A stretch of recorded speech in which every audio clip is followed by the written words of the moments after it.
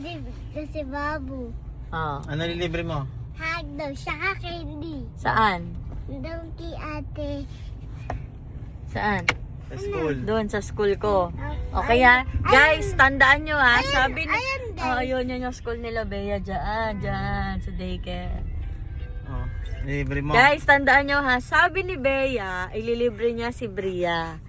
Abangan natin bukas guys kung totoo yun. Sabi niya, ililibre niya yung kapatid niya. Okay. Okay.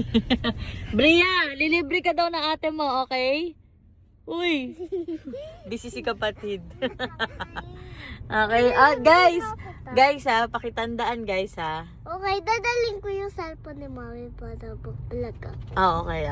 Bye. At kukunin mo yung pambayad sa saan? Sa damitan. Sa damitan sa wallet mo ha. Hindi sa wallet ni Daddy ha. Sa wallet mo, okay? Wallet mo, okay? Ikaw magbabayad.